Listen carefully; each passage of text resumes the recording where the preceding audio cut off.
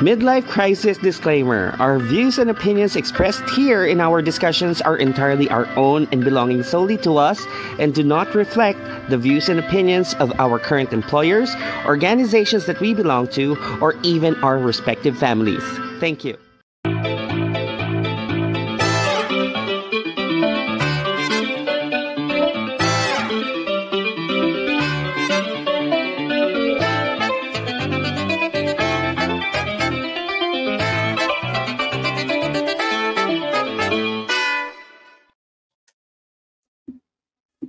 Good morning, good evening from Manila to New York and back. We are your sisters. I am Fen. I'm Raquel. Chaco. Julie with the allergies. I love it. I love it. And welcome back, Checo. Welcome to our barangay hall. Sisters, let us know your thoughts in our new setup. We have brand new lights. Ayan. We have even brand new mics. Ayan, microphones. And Hi. let us know if we're coming in clear here in New York and Julie being in Manila. Charot. Charot. Baligtad. So, ayan. So, I hope everyone is ready for tonight's session. And we're going to have so much so many things to talk about. But before that, our sister Doc Matt won't be able to join us. Ang flight niya is kaninang 9 lang Yes. From Batanes. from Batanes. Ayan. Yeah. So pabalik pa lang siya dito sa Manila. How long does it normally take ba the flight? Hindi ko lang From sure. Batanes. Parang ano lang siguro, 1 Dalawa. hour. An hour lang pala. Okay. So, ingat ka, Doc Matt, sa biyahe. So, let's check in and ayan, bigla akong napapabasa. Mabasa. Sorry, hindi mabasa. Kailangan ko ng doble vista. But I hope I'm coming in clear. Again, welcome to Midlife Crisis. Yes. And for tonight's topic, it's really more of a continuation because it's May and we would still love to talk about yung mga workplace, yung workforce, yung labor, sino ba yung mga nagbubuo Ano ba ang mga crisis na pinagdadaanan ng mga di ba? Sa labor force. Ano ang challenges, di ba? Ano yung crisis mismo talaga? And how do you overcome those crises? Yes. And so parang i-compare ulit natin from before at saka yung ngayon at our age na, no? Parang how we handle situations or people, no? Yes, because from last week, we talked about preparation from resume to the actual challenges to even the challenges of resigning from an organization. Yes. And we cannot just turn our backs. Yung katotohanan kasi talaga being in the midlife is that hindi na rin naman tayo entry level. True. Diba? Yun yung katotohanan nun. Pero at the same time, hindi pa rin karamihan sa atin, hindi pa rin naman talaga fully executive level. Right? So, andun lang tayo sa ano yun. And how do we cope with those crises? No? From a person who's coming from a sole organization, iisa mula simula, to people like us. Ayan, maganda dito si Checo, no? Oo, na iba-iba na yung corporate. Yeah. Tapos, meron naman din na part-time si Julie, no? To set up laboratories from one place to another. Tapos meron pa siyang pa-sideline o pa-part-time sa iba pang city sa US. Or even before when she was, doing other work, no? So, ayun na nga. So, let's check in. Sabi nga ni Julie kanina, she has some allergies. How was your week? How was your previous week? It was good. I work until Wednesday. Tapos, nagpahinga ng isang araw, recharge. And then I'm starting my orientation next week for the other job. Masaya. Oh. Sabihin sana ako eh. So, napakabait naman pala nung nangyari. Napakamatiwasay nung kanyang Bait dito. ng anak mo. Oo nga. Totoo naman yan. Ikaw, Checo, kumusta naman yung previous week mo? Okay naman. Parang ano. Parang mabait na mga tao. Oo, kasi may ilaw lang kayo. Mabait na tao. Oo nga, eh. Si Checo, hindi kumilot. Kasi hindi. Sisters, if you can share with us, no, yung dating namin, masyado ba kaming maliwanag, masyado ba kaming buo, na Masyado ba kaming masyado kaming formal ba yung setup namin? Let us know through your comments. We'd appreciate that. To our live listeners. Anyway, ako naman, my week was, typically, I was still very busy with Mama. No? Nagkaroon ng ilang physical therapy session si Mama, and it's actually very good. No, I shared this with you guys, and I want to share this with some of our sisters, our viewers, that Mama is doing well. Thank you for all the well wishers who have shared their prayers of concern, of health, ganyan, better health improvement for Mama. She's doing well. She cannot stand by herself still, but during the exercises, the drills that she did, it was all good. Ikaw, how was your week? Congratulations.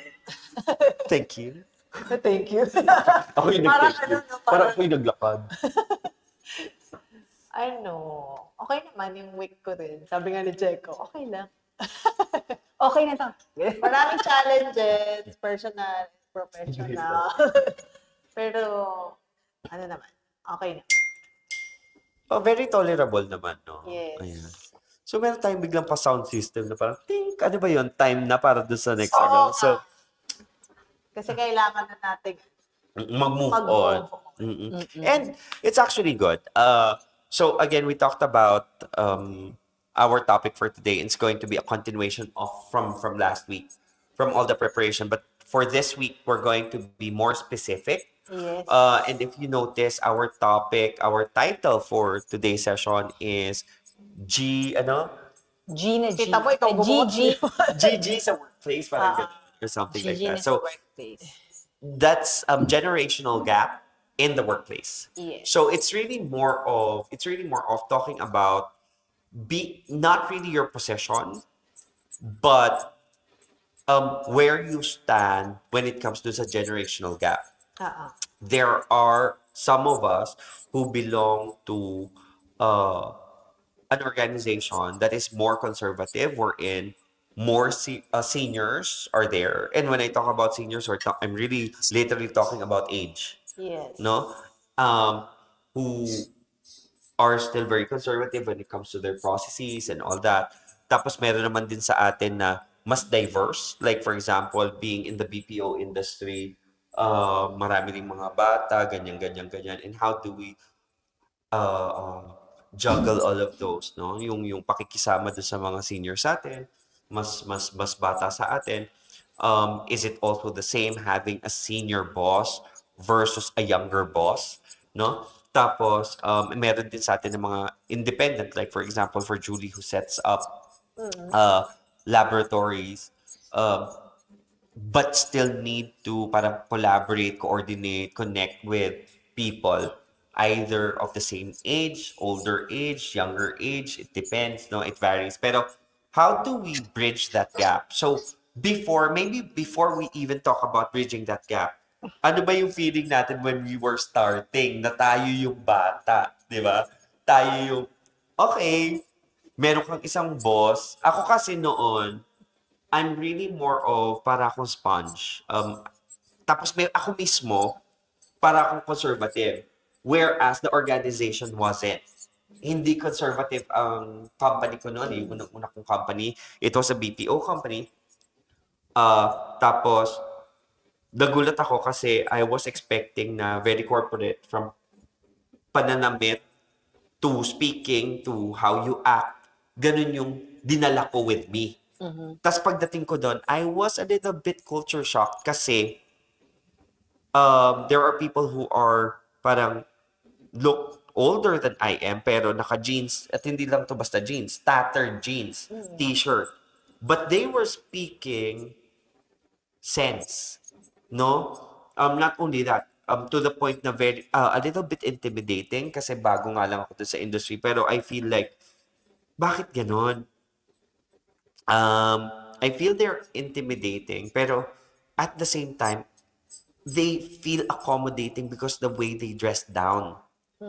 Na naka-tattered jeans, naka-shirt lang, pero the manner that they present themselves, yun. So that's how I felt before. And before, it's a good thing nga na para naman sponge ako noon, I just took it as is. Na parang, sige, let each day pass and learn kung ano man yung matutunan ko for the day and then move forward and then makibagay kung ano yung mga darating pa sa mga susunod na araw. But technically, before nung panahon na yon, ang mindset ko was conservative but the organization wasn't.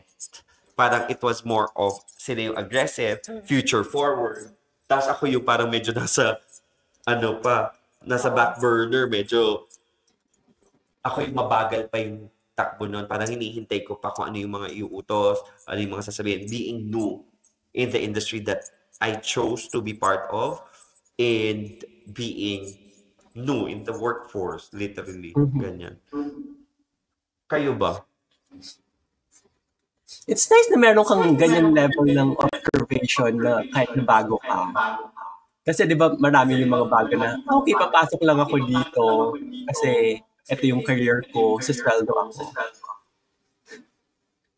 Ay, hindi sa akin, it was a big, it was a big thing. For me, ang idea ko kagad, kasi lumaki ako sa parang, ang lolo ko nag-office pa rin na naaalala ko yon na parang, alam ko nakabarong siyang papasok. So, ganun yung idea ko. Na, kapag papasok ng office, may attache case, nakabarong, si lolo papa yon. So, yun yung idea ko na parang, okay, so I really have to present myself with the way I dress myself up, the way I present myself, and I feel like it's always yung formal setup. Kaya it was a culture shock sa akin no, na when I got in sa BPO industry na, ay shucks, they are speaking almost gobbledygook to me kasi nga parang very technical yung mga pinag-uusapan. And yet, they feel accommodating because ang tingin ko na rin, almost nakapambahay sila. Siyempre, they're not wearing shorts, but they're wearing tattered pants. And to Julie's point kanina, bakit ko na-observe yun? Kasi nga, even before I joined the workforce, even before I work, meron na akong ideal na parang concept of how should a working person look like. Okay. Or act. Or whatever. Pero kasi depende rin kasi doon sa nagiging setup. Kasi alam ko naman, during the orientation, they will inform the employees kung relaxed or corporate type yung magiging pormahan mo. Parang ganon. So, it really depends doon sa setup. Pero siguro mas maganda kung yung pag-uusapan ba natin is as a non-lead, manager setup ba? As regular employee? Parang ganon. Kasi kung ako, yung ganon pa akong situation, very similar sa'yo. Kumbaga parang it's like a sponge lang talaga na really following whatever na sasabihin sa akin. Parang ganyan. Parang mayroon kang fear na kumontra, kahit para sa back of your head, parang, bakit ganun? Bakit ito yung parang ganyan? Pero, siguro, I don't know if during that time, kasi nag-start ako mag-work 2009, diba? Ganun yung mga, years. 2003 ako nag-work eh. Ako din. Ba't ka 2000? Bakit ka 2000? Hindi ka ba namin kabatch? Oo, halak pa ng compliant. Nag-backpacking siya sa Europe.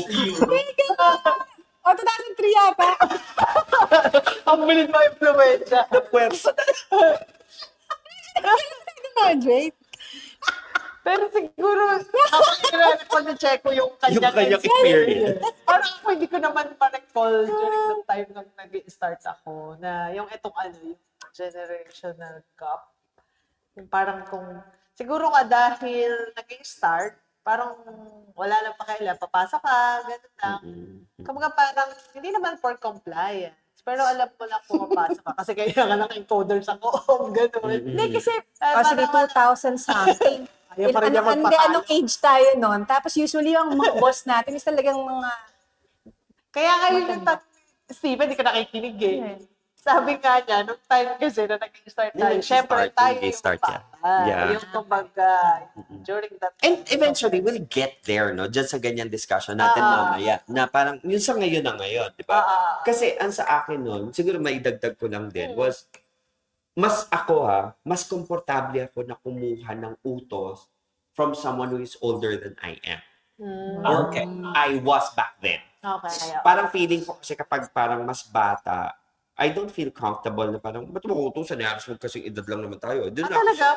Meron akong ganun kasi parang, masyado akong yung close-minded to the idea na yung seniority level, that literally, I took it literally na senior should be older than I am. Okay. Parang yung supervisor and manager. Nung bata. Dapat older. And parang feeling ko, magigain mo lang yung ganung level of position kapag matagal ka na sa kumpanya. Yun yung musmus pa yung isip ko nun eh. Parang feeling ko, for you to earn to become a supervisor or a manager, you should have stayed in the company for at least 5-10 years. Ganon. Pero syempre, bubot pa yung isip ko nun. Pero hindi ko lang din sure kung sa co-op ba. Kasi parang recently lang, or siguro hindi naman recent, pero medyo nasa 30s na rin tayo.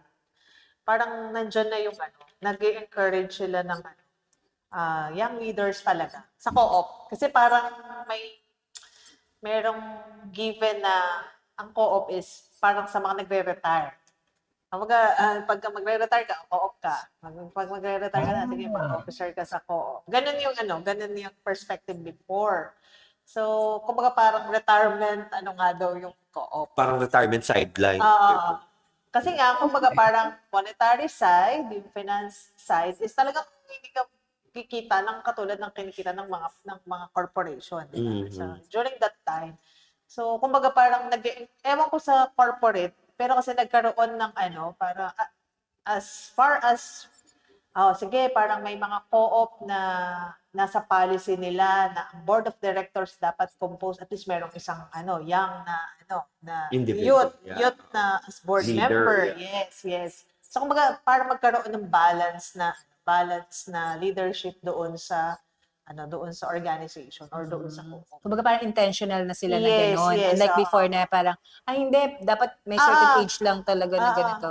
Kaya nga parang issued before sa co-op na parang yung time mo, dapat kasi yung talagang ma-attendan mo yung mga meetings and all. Kaya dapat retired teacher ka, gano'n, para pagpasok mo, you have all the time para mag-serve sa co-op. Parang gano'n. Ganun yung dating mindset. Ganun yung dating mindset talaga. Pero, the one you're talking about na ngayon dapat may mas bata na, yan yung medyo makabago ba?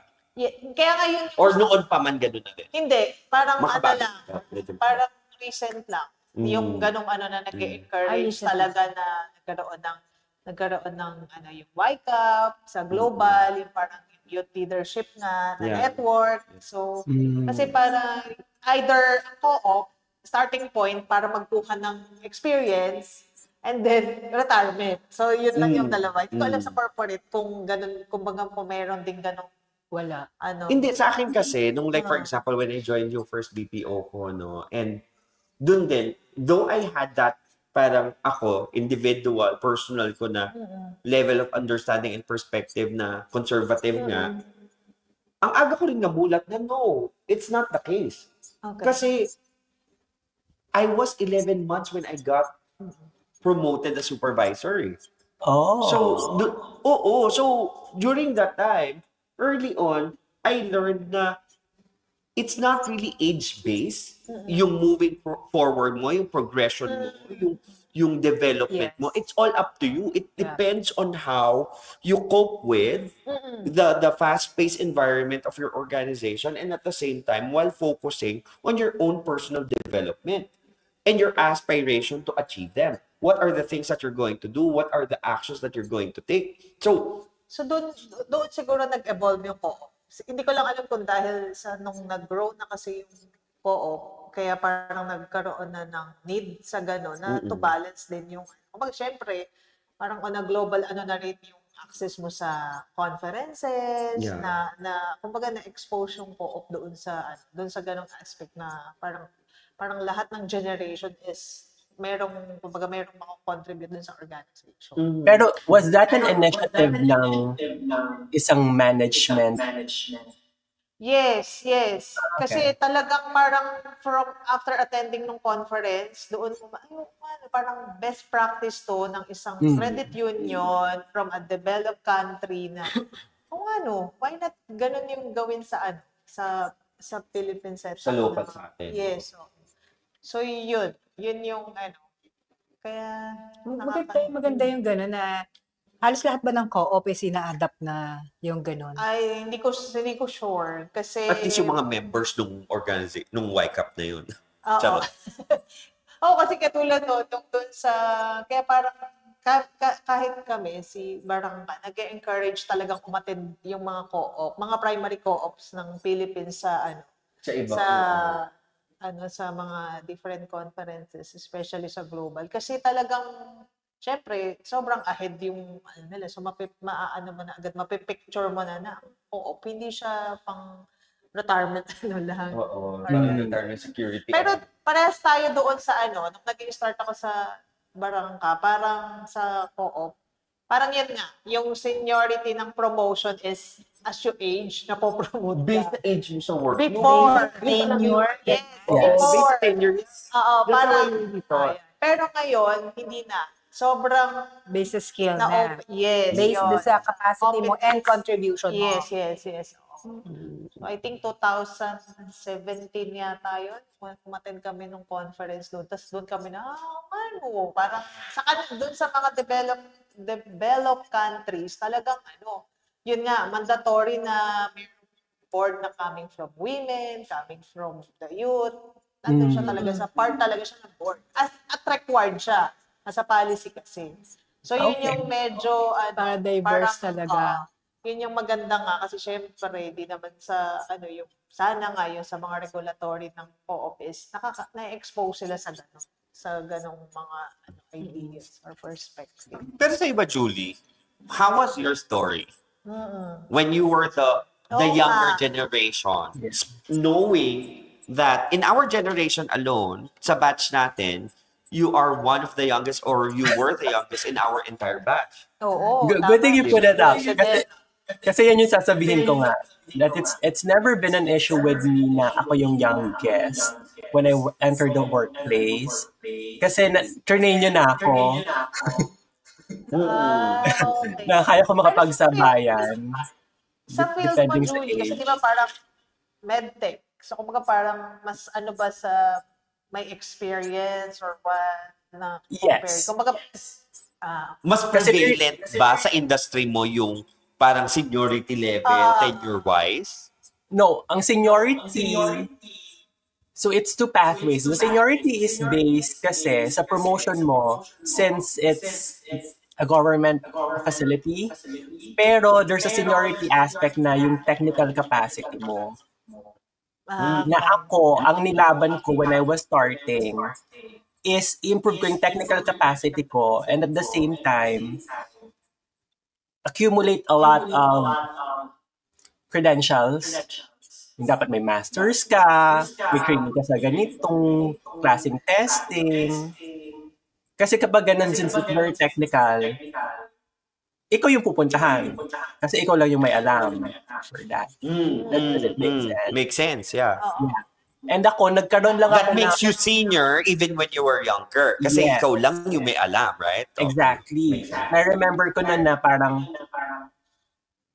talagang nag-masters ako kasi sabi ko, if in case may iwan ako sa Philippines na hindi ako aalis, meron ako something for me to be promoted. Kasi I entered the plantilla na na contract kami. Nag-renew lang kami every year. So, hindi pa ako permanent nun. So, parang every year, pwede akong hindi i-renew. Maligwak. Yes. Tapos, mapapermanent na dapat ako nung after ng 6 years. Kaso nga, umalis na ako. And then nandun rin kasi ako sa mindset na nung nagma-masters ako, ang culture sa grad school is that you're from being mentored to being a colleague. So, na-adapt ko yun nung nasa hospital ako, na marami kaming intern.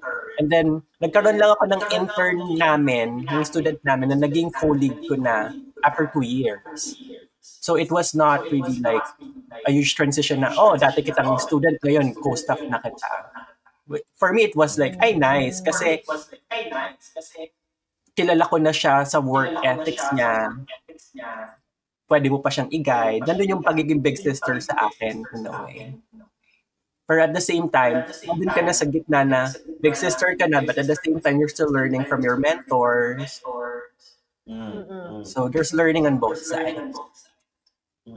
Hindi siguro, no, ang isang bagay din dyan, kasi nga, ang ganda lang din nung pinasukan ko na organization before, yung very first, na kasi nga very technology forward, tapos, aside from technology forward, yung alam mo yun, yung no biases talaga, no discrimination. Yes. They just look doon sa performance mo. Very performance-based, performance-driven. So, ganyan sa corporate world naman din eh. Not to mention that they, the developmental trainings and are always available. No, it's up to you to take it or not. Parang ganyan. Tapos, and ako naman, parang, being the conservative person that I was back then, hintay ako talaga na kung ano yung sasabihin sa akin ng supervisor ko. Doon lang ako na, sige, okay, if you think so, okay. Pero eventually, as I've been parang being groomed as a, hindi kasi ako nagdaan sa subject matter expert eh. Bigla na lang ako yung parang nasabak na agad. Assistant supervisor ka agad. Nagpo-floor walk, nagtitake ng escalations and all that. And then eventually I was, being groomed. Habang ako, I was having an aspiration to become a product trainer or process trainer. Andun din yung at the same time na meron ding aspiration sa akin yung supervisor ko na gusto niya maging supervisor din ako.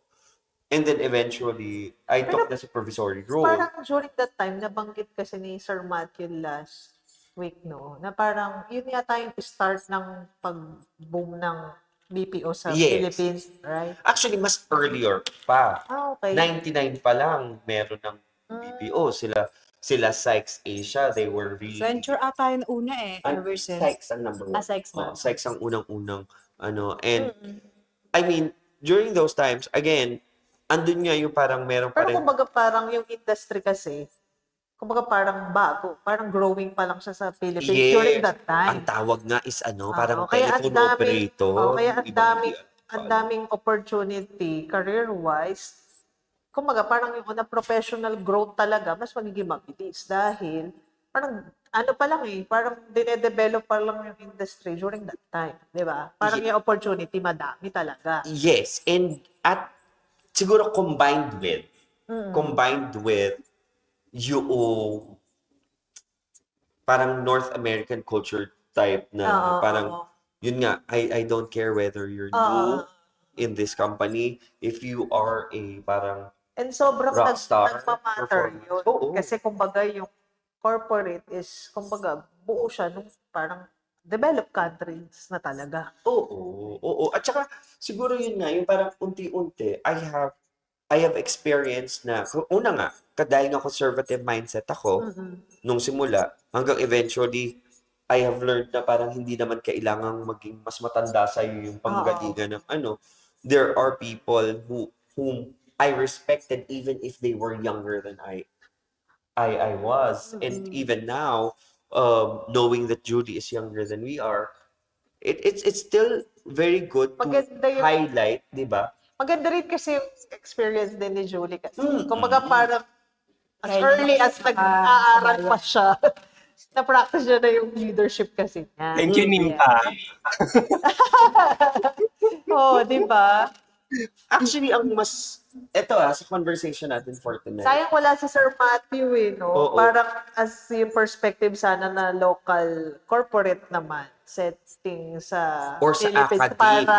sa academe, para ma-compare din natin yung difference. Pero anyway. Kasi di ba sa academy, yun na nga, lalo na kung local, wag kang Doon talaga magkamali. yung talamak ang seniority. Di ba? Na parang wag ka Dapat talaga, sir, ma'am. Sir, ma'am, di ba? Oo, kasi talaga parang, Ma'am, kulang sir. na lang magbaw ka eh. Parang Totoo, ganyan. totoo.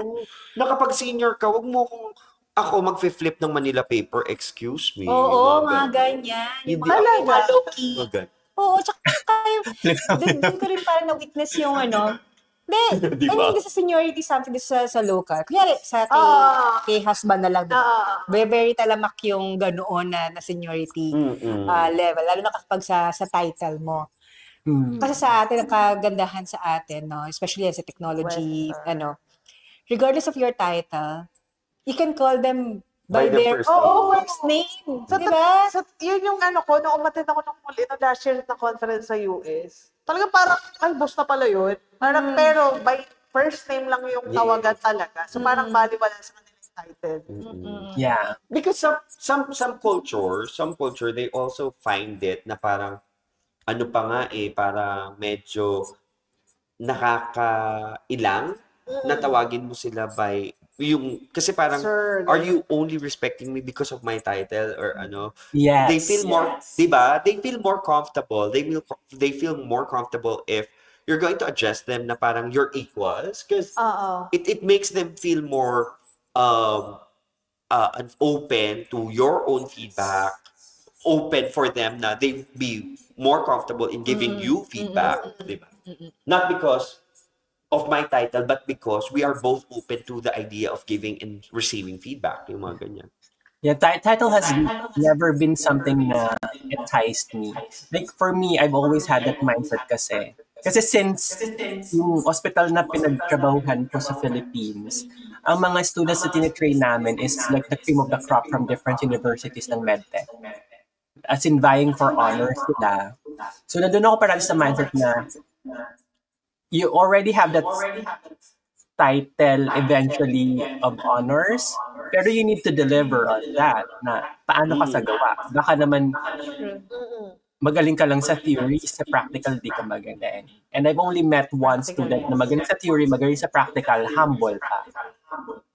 Kaya never ako naglalagay ng mga title. Ang naka-title lang sa akin ng RMT, Registered Medical Technologist.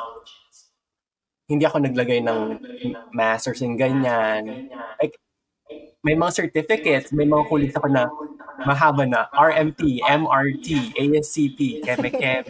Data ng train station. Yes. Oo. LRT, MRT, LRT2A, Santolan Station. Mga ganun. Siguro ako, Pero interesting like, I always make a light of it na, kasi di ba parating, like, sasabihin kapag ikaw yung senior, sa Philippines, hindi tayo first name basis. So, ang mga students ko nun, gino-joke ko, address me as senyora. Tara, Senyora. Narinig yun naman ko. Para sa akin, Mama Pe. Senyora.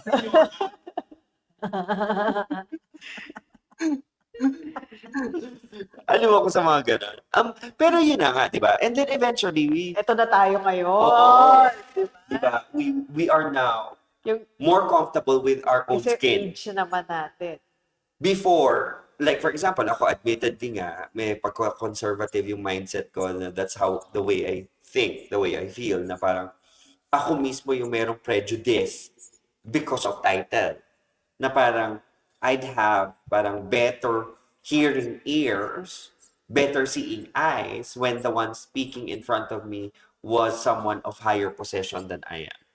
But right now, instead of seeing the position, I'd rather see what is yung gusto nating ma-achieve? What's the goal? Why is this certain action needed to achieve the goal?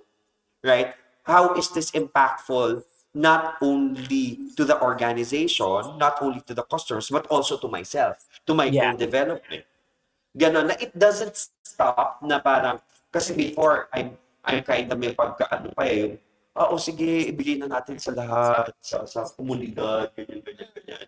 Na you lose yourself along the way. Whereas now, you have to include yourself na how is this Is it going to be impactful not only to the organization, not only to the customers, but also to myself, no?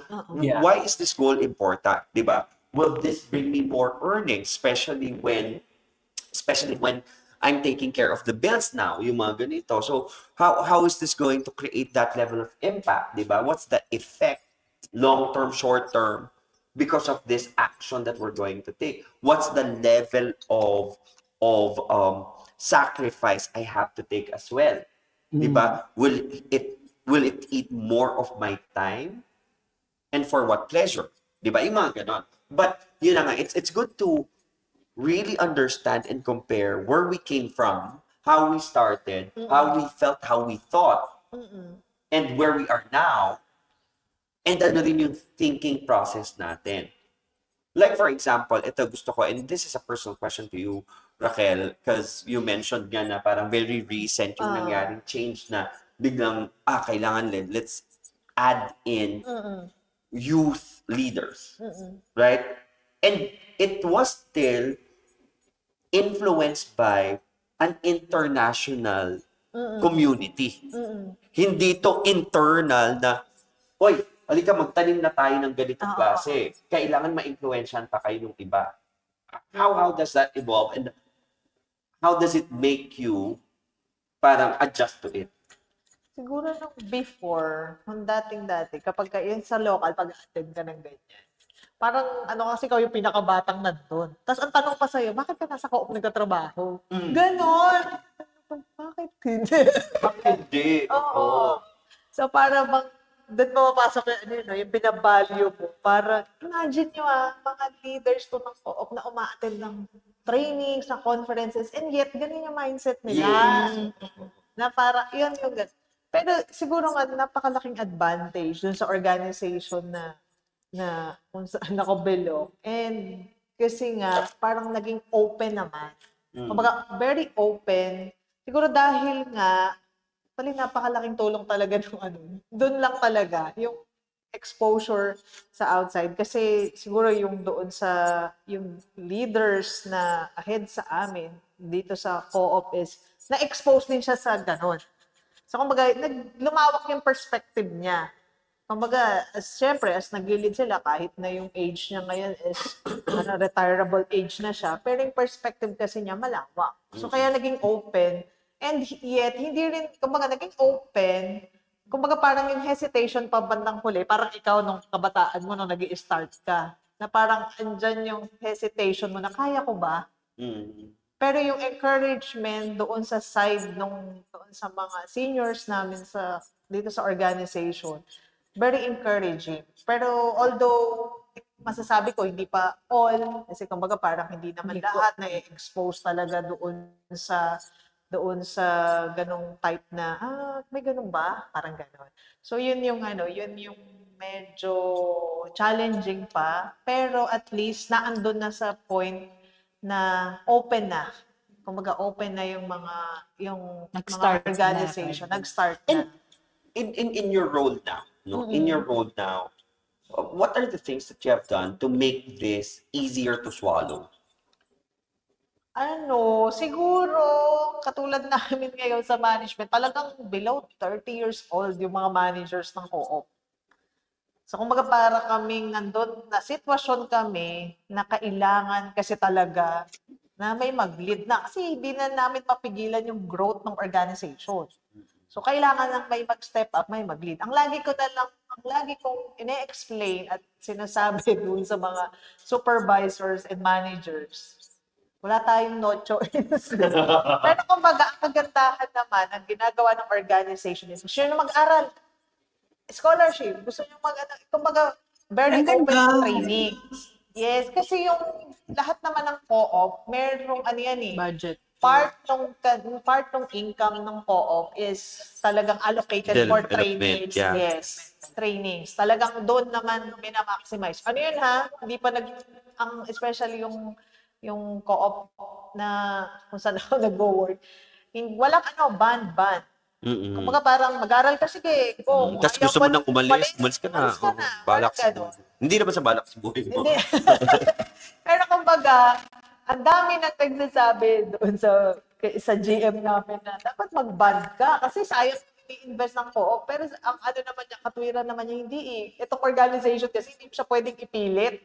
Yung type ng organization ng co-op, hindi mo siya pwedeng ipilit sa tao eh. Actually, maswerte rin kasi yung co-op ng BCC for having a leader na ganun yung mentality. Yes, pero talaga na-expose siya. Parang nung unang exposure niya, yun nga, nakakita na siya ng co-op sa US na nagda-drive-thru na. May drive-thru na teller. So kaya ang layo na talaga. Siya pa yung nag-encourage siya, kaya yan. Kasi doon na kaya eh. Dito kaya yan. Kaya That's good. Kaya Kasi 'di ba like Sige. ako ang experience ko yung mga older generation parang hindi sila sanay sa change. Yes. Ay, ayoko naman yun yung pangkaraniwan. No, I think that's okay, right? That's the reality. Oo. Actually, Hindi naman lahat. Pero that's a reality na may generation or may mga tao na mahirapan talaga sila when change is put in the plate or on the door na talagang resistance. because reality is, and that's one of the biggest challenge of any organization, yung change management. Yes. No? Change management na, sabi nga ni Raquel, wala na tayong no choice. This is bound to happen. Sabi nga nung isang kakilala ko rin, sabi nga na parang, this is bound to happen. The serve. So ang gagawin mo na lang talaga is technically to embrace it. Yes. Right? Pero as the change happens, hindi to dapat parang harsh on the skin. Allow the change to happen naturally, wherein as if it feels like there's no change happening, but there is. Napaka-ano niyan, napaka-ideal niyan. But, I siguro base ko lang sa experience ko, no? Parang, hindi pa ako naka-encounter na walang nag-react. Retaliate. Yes, walang nag-react, walang nagkaroon ng parang violent reaction. Marami. And everything doon sa change na need mong i-implement. At least sa end ko. Ay, sa lahat yun not just sa pero yun yung basic experience. Kasi change is something na it will somehow touch yung comfort mo eh. So, diba? Yung level of So it's comfort. something na usually yung change is something na out of your convenience talaga. Para ganyan. Na parang, matagal na namin itong ginagawa eh. Di ba? Yun yung usually naman Nako, naririnig. yan yung pinaka-nakakasukang part. There was, and I will not mention any name of or the organization that I've been part of. But there was an organization before and hindi kami ganyan dito sa ganito. Kunwari, hindi kami ganyan sa Stephen Company. Ganito kami sa Hindi past. ganyan. Ganito kami sa Marikina. Ganyan. So, talaga? yun yung medyo sad na they're not open to change. Yes. They're not thinking outside of the box. That it will still require someone who is very senior to the point na a VP or a president should proclaim it even before they would find it digestible. Kaya ako, I love visionary leaders. I love, like for example, nabanggit mo ang GM ng BCC, ganun yung mindset, and that's a very impactful kasi it's not only the organizations who is impacted, but everyone to the entry level. No? So when you have a visionary leader who already foresees where he is going or she is going to bring you with him or her, with the entire organization, ikaw mismo, nakahanda ka na sumakay dun sa wagon na yun. I will join you by foot, by wagon, by bicycle, whatever. I will join you. We are going to rally and we're going to achieve that goal. Right? Exactly. But technically, to Checo's point, totoo naman din yun. Pero if you're going to notice it, all those retaliations, all those reactions happens in the background. Lahat ng yun. Pero ang critical na tanong pa rin dito, did the change happen? Yes. Not because plainly na wala tayong choice, but because the goal, the ultimate goal has been made clearer to everyone else for them Yes. to Yes, understand it better, eventually, Yes. baby steps, kung kinakailangan ng mga communication materials to spread the information, why we're going to do the change, when are we going to do the change, how are we going to do the change, what are the expected, is this going to be an ultimate, okay, gagawin na to, or is there going to be a dry run of it, or whatnot? No, but definitely the change will happen, and inevitably, it did, and it will. So, siguro, doon naman sa part we're in, andito na tayo sa edad natin, and yung generational gap. Yes. Siguro ang tanong ko na lang doon, sa change mo, segue na lang natin sa sino yung mas madaling makatanggap ng change? Again, is it the younger ones? Or yung ano? The millennial, And that's a very, the boomer. actually, that's a very controversial question to answer. Kasi ako, being someone na has been open na rin naman to more on the concept theory and goal, not limited to the gender, age, race of the one implementing it, I don't want na cap it under a particular generation na who is more pero kasi like for example it's going to be very unfair for me to say ano ba yung pinakabago ngayon, Gen Alpha, whatever it is. May mas bago beta. Diba? Dapat palagay natin na I-Google pagdating sa kanila, sasabihin ganon, they are the ones who are so parang mabilisan lang. They cannot tolerate yung beta nga.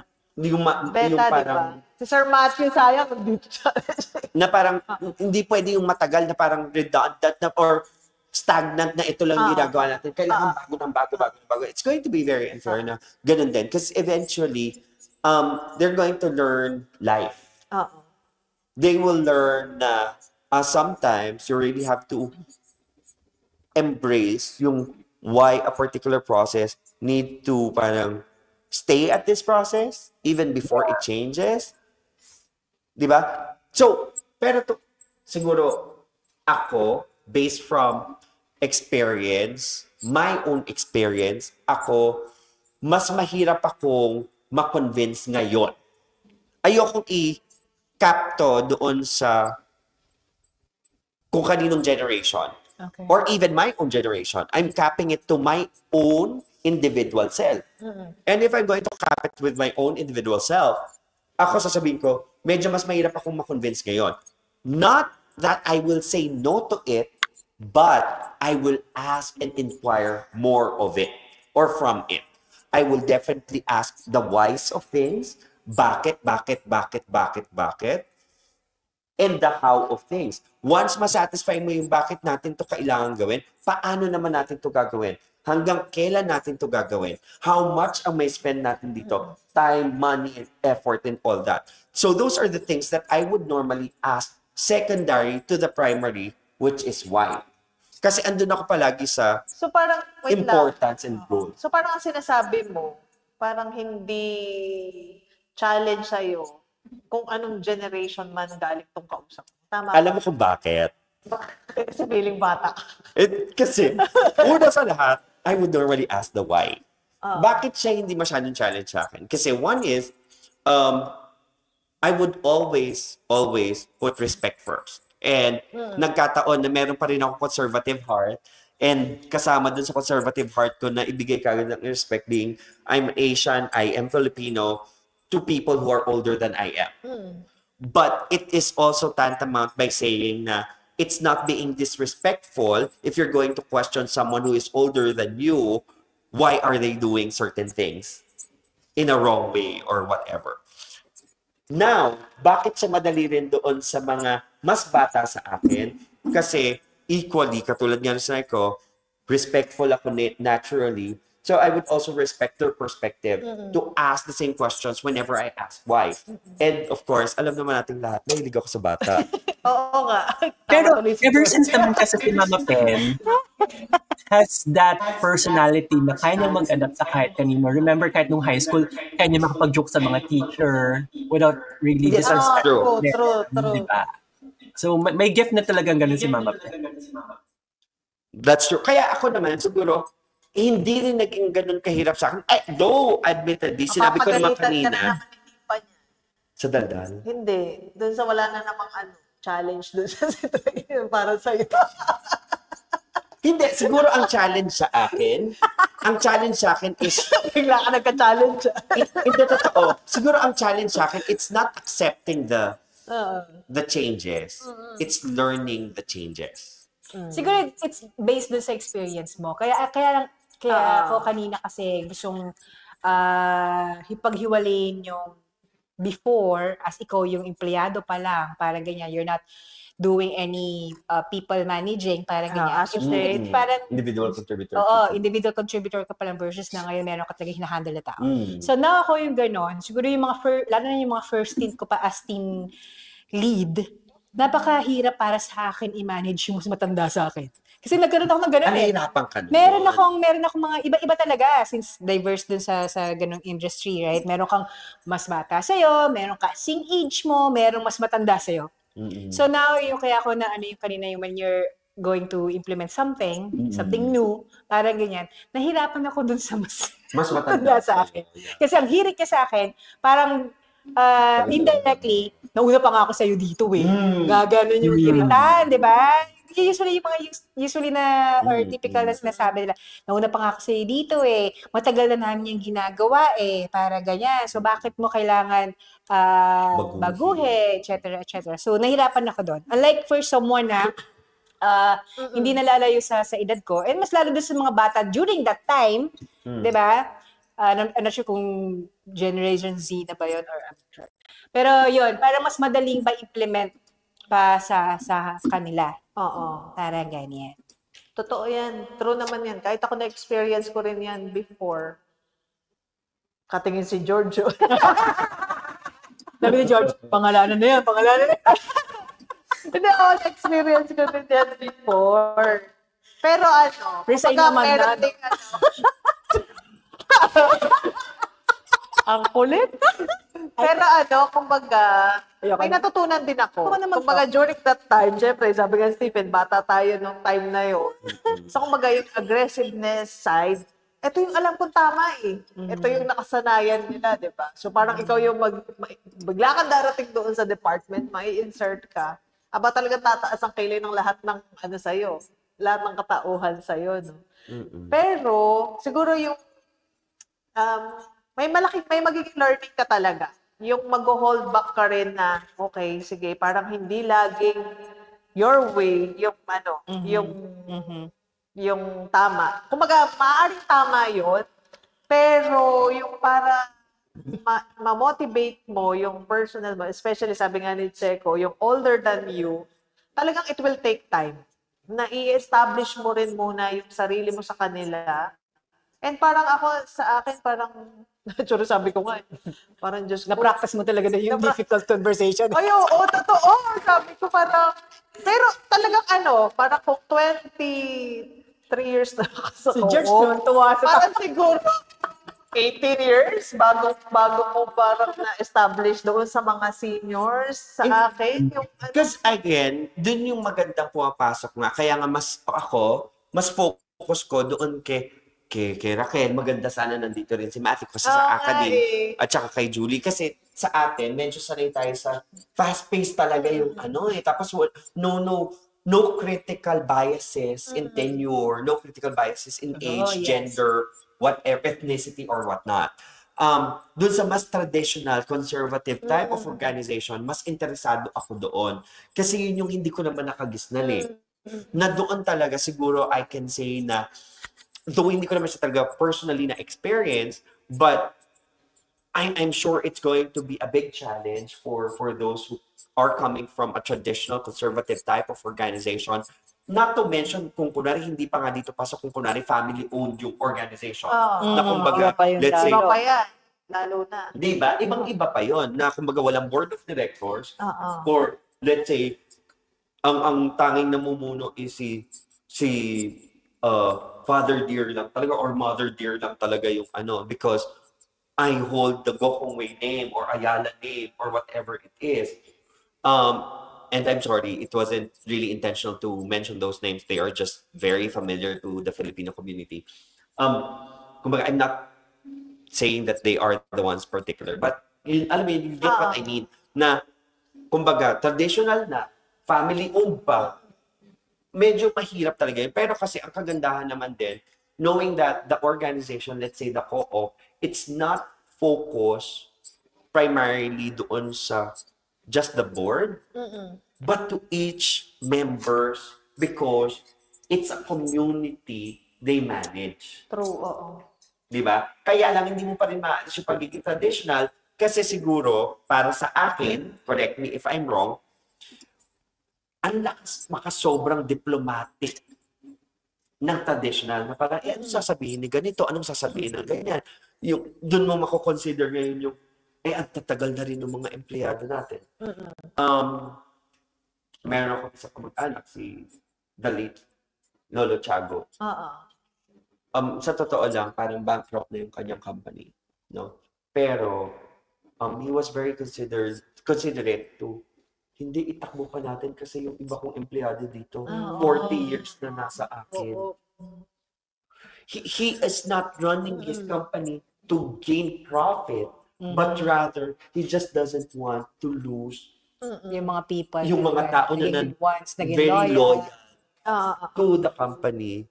Ano ba tinitinda nila? Typewriter. Oo. So, matagal nang obsolete ang typewriter. Oo nga. Oo. Pero hanggang ngayon, tumatakbo pa rin hanggang sa nawala siya. Doon Hanggang ngayon, nagbibenta pa siya ng typewriter? mga ribbons, yung mga gano'n, hanggang eventually nga nawala na. Parang, and the only reason, it's not even for profit anymore. But because yun na nga, diba? Yung mga ganyan, yung mga level of traditional, and those are the level of generational gaps that we have learned to appreciate and somewhat doubt. Oo. Gusto kong malaman kay Checo kung paano niya na-overcome yung challenge na yun na na-encounter. Well, for one, katulad ng ginawa nila ni Steve, diba? Parang, very unique kasi yung pag-explain mo eh. Pero kung mag-i-stick ka lang doon sa goal, while you're going to implement it, kasi yung pag-implement mo naman ng something like, say, for example, a process, hindi lang naman yung applicable sa isang tao. So it's a must. Collective. Yeah. Oo, parang gano'n, na parang meron ng study yan and everything. So it's a matter of how you really deliver siguro doon sa mga tao. Pero I mean, may nag-ano ka ba ng effort na formal trainings din? Ganyan. Meron kasi ibang Leadership training. yung para Hindi, ma-overcome. kumbaga parang gusto ko lang kumbaga ma-understand din ng mga papunta pa lang doon. Yung parang pwede nilang ma-encounter. Anong ginawa natin kasi? Alam mo, diba? isang maingay normally sa mga ganyan. FGD. Diba? Nasukang-suka na minsan ng HR. Hindi, Anong to be FGD? very honest, focus group discussion. Or skill okay. level. Oo. Na parang kasi di ba, okay, we're going to change the system, we're going to change the process, and most of the people who are very accustomed to that process or system are not okay with it. So, magkakaroon ngayon ng, HR, kasi baka mawalan tayo ng mga tao if we're going to change the process, if we're going to change the system or whatnot. We need your help to really hear what are the angsts or what are the complaints or the discomfort of the people. So, it's a unbiased conversation. Pero sa totoo lang, ando naman din si HR para sabihin lang na, ito pala mga complaints yun. Loko-loko ka. Hindi. To be fair with Hindi HR, nga. hindi, totoo. Okay. Focus group discussion is one Okay. of the steps to really understand what are the discomforts, disagreements, angst of the people who are impacted. Pero on an individual level perspective, halimbawa, si Checo, parang as employee siya during that time, bawa, sabi mo, junior manager siya, meron siyang handle na personnel na, kasi sabi niya kanina, Nahirapan talaga ako dun sa mas may edad sa akin na i-manage. Eh. Oo, kasi Paano mo talagang na-overcome yun? Yun yung specific na yung specific na ano na yun. During that time, yung wala pa akong exposure masyado sa training, siguro naging emotional ako. Tama. Nadala ako eh. Yung nagalit ako, parang ganyan. Natanggapin mo na maalam to? Hindi naman sa pero alam mo, apektado ka. Yung alam mo yung apektado ka, yung very emotional ka doon sa discussion, na very, parang napaka-passionate mo, na Ideal. Oo, basta may halong Idealistic. emosyon yung discuss mo, parang ganyan. But then eventually, yun nga, siguro, in due time, hindi ko naman remember kung ano nangyari, pero eventually nangyari pa rin yung change, parang yan. Pero kasi doon sa mga nagkaroon ng somehow impact doon sa output nila, syempre papel na agad yun. Kasi normally, Kasi implemented Talagang na siya. compliant. No? ako, andun ako palagi kasi sa asking why eh. So, why do you feel uncomfortable? Why do you feel iffy about this new process? Tinatanong About this? mo. Oo, kasi tinatanong ko, direkta. Senior sa'yo yan. Oo, mas matanda Kailan? sa akin. Oo. Sabi ko, bakit po? Ay, hindi kasi ganito, matagal na. Galing ka. Okay, ano naman po kung magbago ngayon? Ano sa tingin niyo? Hindi, mahirap aaralin pa yan. Tingin niyo po ba, hindi niyo na kaya mag-aral uli ng ano? So, marami, it's a combination of different questions, but it's really also focusing, it's leading questions, no? Leading questions wherein it's going to help not only myself to lead this employee to the new direction where we're going, but also to make this employee or this person, individual, realize and accept the importance of this. Marami na po na. Very good point yung sinabi ni Checo kanina na i-share mo rin yung data and analysis that you have. You have, like for example, it has already been proven na mas magbuboost ang performance natin. If we're going to do this, we're going to earn more. And if we earn more, we can spend more with our pizza party. Pizza party. Controversial din. Pero, basically, it's really understanding the root cause. Regardless of age, gender, ethnicity, if someone displays or shares any signs of discomfort or doubts with anything new that's being introduced, it's always good to understand where it is coming from and if it's even logical or sensible for them to feel that way. Meron mga certain emotions that we acknowledge and we accept because those are personal emotions. But if it's going to hinder the growth of the greater good, an organization, a community, just because you feel uncomfortable in doing this, then I don't care what age you are, part of generational gap. So basically, andito na ako dun sa point ng, and what time is it? We're already 7 minutes past. So andito ako ngayon sa realization ko na it's kasi ang ating topic is GG in the workplace, generational gap in the workplace. But it's really not because of the generational gap. It's really more of creating a safer space for everyone to understand what these new things are. Whether new things or old things. Kasi hindi lang naman yung new things ang kino-question eh. Kino-question din naman yung, hanggang ngayon ginagamit niyo pa rin ito. Bakit? Tanong, hanggang ngayon nagta-typewriter pa rin kayo. Bakit? Kasi ganito. But, again, it's not because of the generational gap. It's the lack of a clear, concise, and understandable communication ways and manners to bridge that gap. Kaya nga generational gap eh. There's a space in between. It's not connecting. How are you going to connect it?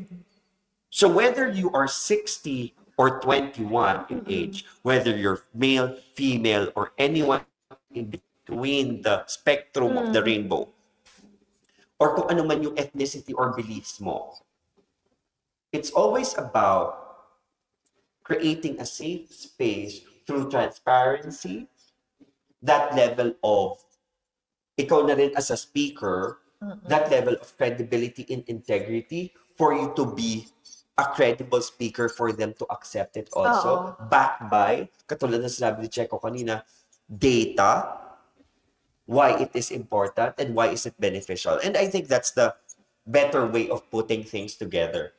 Na it doesn't stop from the generational gap. At yun ang kagandahan na naging personal choice ko talaga ang mga bata, pero I can go anyway. Anyway. Sundan na kita. Para hindi ako yung pagka-close. Si Julie ang magka-close. Feeling ko. Bilang makulay siya, ganda ng ano niyo. At saka siya yung bata eh. Oo nga, tama. Siguro ako naman, siguro hindi ko masabi namang duwag ako. To parang yung sabihin directly doon sa mas senior sa akin yung yung mga to prove na meron akong something na mas better idea doon sa kanya. Siguro mas na-appreciate, parang tinatry kong i-appreciate yung perspective ng kumbaga lahat ng generation. Kumbaga parang nandun ako sa point na mas tinitingnan ko ano yung positive doon sa sinasabi niya na contradicting doon sa sinasabi ko. So siguro ang medyo challenging lang doon sa ganong type ng mindset ko is talagang yung nakakasaya yung time. Kasi parang wait and see.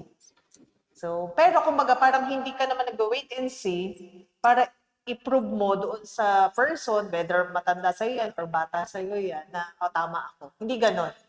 Parang gusto ko, kasi may natututunan ako, and at the same time, parang kasi may natanan ako na naman na training. Na parang, ang ganda kasi ang ganda ng training na yun, na parang, magiging successful yung team if lahat pala sila, yung ideas nila is pinagsama-sama. So parang it will come up sa isang pinaka-best na pwedeng maging applicable doon sa organization. Nakakatuwa kasi parang pinakita doon na yung kanya-kanya, yung nasa isip lang nila yung gusto nilang gawain. Ito yung perspective ko. Pero ultimately na ikaw, nakikita mo yung lahat ng perspective nila objectively. So parang iyon yung pinanggagalingan ko ngayon na parang medyo minsan ang hirap ang hirap mong i-absorb, parang ang hirap mong i-process yung thought niya. Pero nandun ka pa rin sa sige nga, let's see kung anong mas better. Actually, gusto ko yung gusto kong balikan yung sinabi mo. Hindi yung wait and see. Okay. Kasi ang sabi mo nga, wait and see not to prove you that my ways are better. Yes. Wait and see so you can appreciate it on your own. Tama.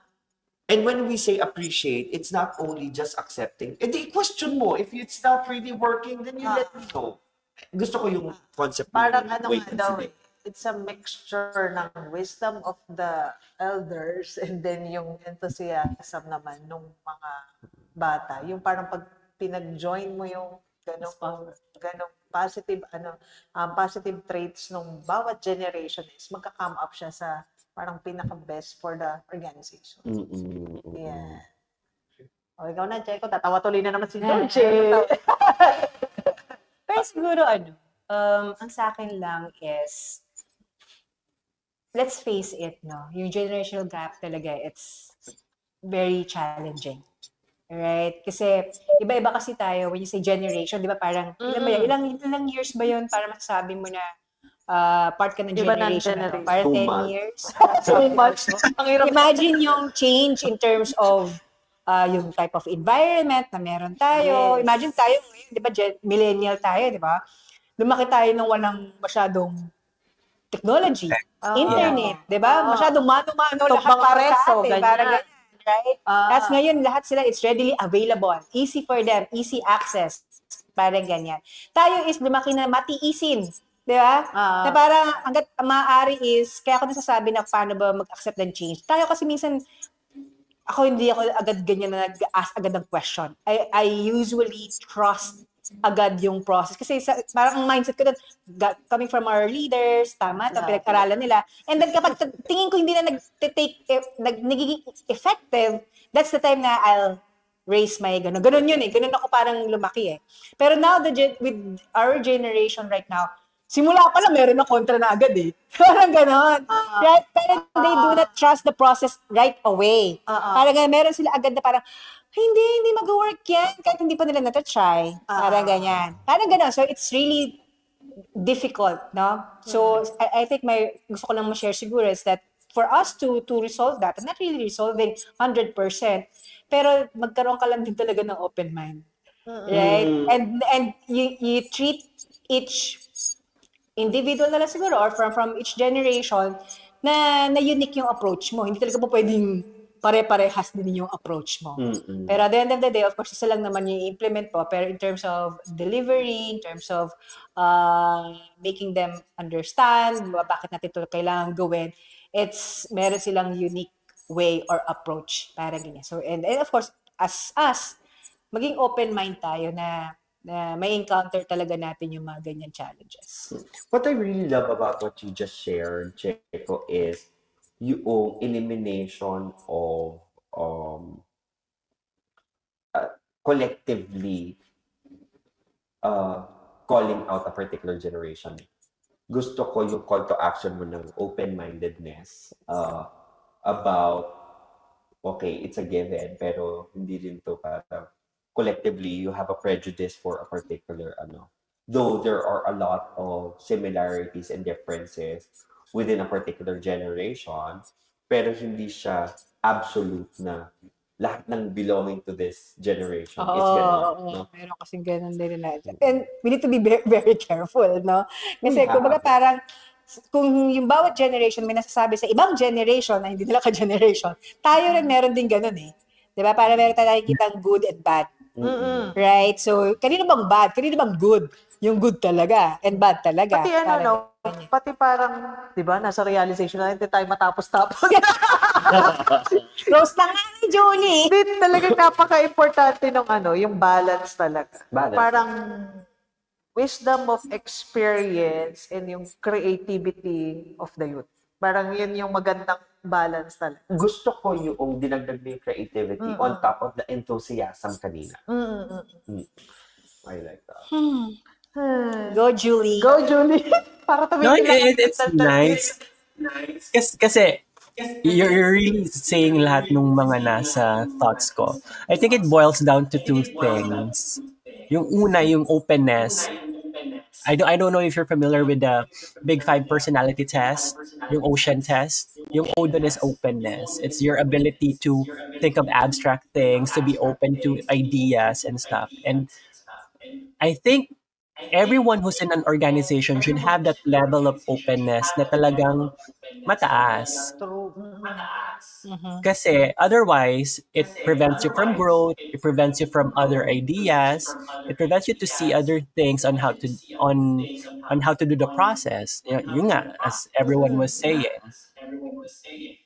And also, hindi lang siya you as part of an organization. There's also the part na you as a manager should have that level of openness to realize that hindi lang yung customers nyo yung end user, di ba? Your people are also your end users.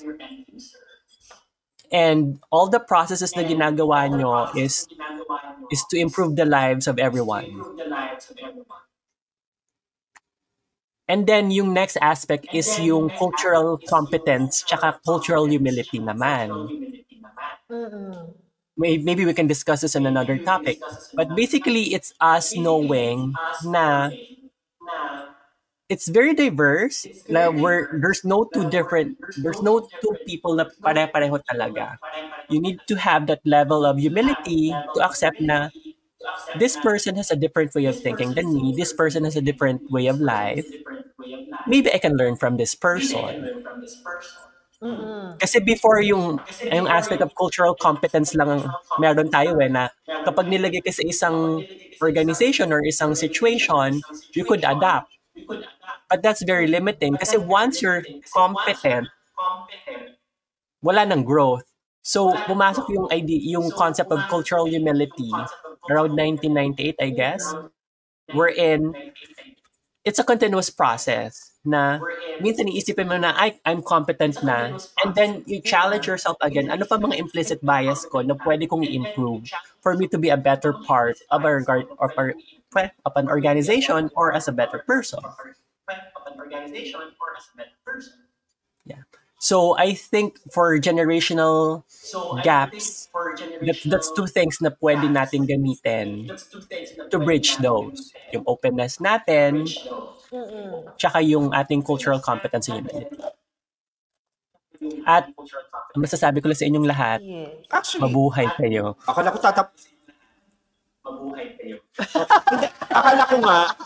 ko tatapusin mo yung ocean. Hinihintay ko pa talaga yung EAN. So, sabi ko, Conscientiousness, Sabi nga next episode na extroversion. Ano ba yung A? N is neuroticism. Andala, tingnan natin. Ang A is agreeableness.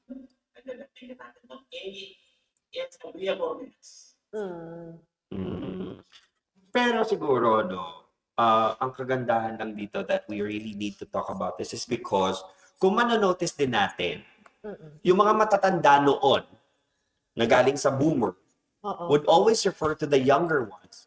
Tingnan mo itong mga batang to. Gusto lahat mabilisan. Tapos yung mga bata noon, ang sinasabi dun sa mga sumunod na generation sa kanila, tingnan mo itong mga batang to. Gusto mabilisan.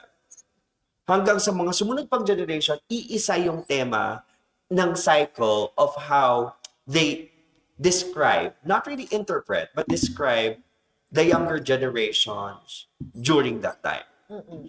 So it will always be something na parang, it's almost similar. This may sound very familiar to most of us, pero I'm starting to sound like my mother. I'm starting to sound like my father. I'm starting to sound like my previous boss. Because it's really a cycle of, especially na, ito na rin naman yung na-observe before. But, sisters, the good thing about this is that, the good thing about a cycle, it's that it's always continuous. It's always moving. It may not be ever so changing, but it's always moving. No, it may be transforming to a different, either generation or different manner, form. Pero it's almost the same. Almost the same. So, thank you so much, sisters. We really appreciate you tonight. It's been a very wonderful evening. It's a very colorful conversation with Judy, Raquel Checo, and myself. I hope you guys enjoyed it also. Yes. At ang importante is i-create natin yung space na parang lahat is open na magsabi ng kanilang mga ideas. So yun yung naano ko kay Bunso, Julie. Wonderful, awesome. So, ayan. We miss you, ma. We miss you. Please continue to follow us in Spotify, Facebook, YouTube, TikTok, Instagram. Grabe naman. That's Last week we mentioned that. That's the advantage ng may nag-bridge ang generational gap. Oo nga. Yes. Hindi talaga, George! Susunod, makikita nyo na rin kami sa LinkedIn, Grindr.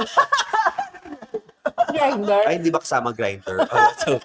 Pero next week is, live din with Doc Matt and yung talagang place na natin na magiging, Hindi pa next at least week. once a month na magkakasama tayo apat. Pero, Yes. June 8. June 8 June 8 ba yun? Di ba yun? Hindi pa. June 1 pa. Sorry, excited ako. But, ayun na nga, sisters, so ayun, at least we're having this dry run. Yes, dry run na talaga to. Kaya nga kami nakapambahay. Nagutan naman kami kay Nifa. Oo, ayun. Conservative po ka. Makita kaya natin, George, yung yung setup. Pwede ba? Para makita nila may palighting si Madam dito. Buti pa ako nakapang teacher. Ayan. Ayan, nahulog tuloy. Ayan, di ba? Parang artista. Kaya na-conscious si Stephen kanina eh. Sobrang nakaka-conscious naman kasi. Di ba? It's a learning curve. So, yeah. It's nice. And, ayan mo yung yakayapak naman ako, George. Sobrang papa. Ang dami kita tago sa pangpaalam. Baba na yun. Nagre-report lang sa barangay. So, ayun po, maraming salamat sa inyo. Thank you. Julie, thank you so much. George, thank you. Thank you. George. Thank you Ayan. din sa mga sisters natin, no, na from muntika ng, kung meron pa bang episode 2 to ito na tayo ngayon. May pailaw. Oh, So, yeah. yan. Thank you so much. And as you notice, life still happens. Julie is having some allergies. We are also busy with our personal lives, but this is our way. And for everyone's awareness and appreciation, I hope. Si Checo would normally say this. Ito na yung pinaka-release mo rin, di ba? Yes. Yung gathering natin. And I hope you feel Parang the same way. kinakabahan ako. Napapagit yung name mo. Huwag ka mag-alala. It's bound to happen. Paano na wala siya last week? Kasi parang may napag-usapan tayo. Wala ba hindi nakakarinig si Julie tsaka si Mag-good George? night na sa mga sisters Yes. natin. So, once again, thank you so much, sisters. Please, again, follow us. Like and share yung ating Spotify, Facebook, YouTube, TikTok, and Instagram. Thank you so much. Have a great evening. We love you so much. Mwah. Have a great week. Have a great Blessed week. week. Thank you, George.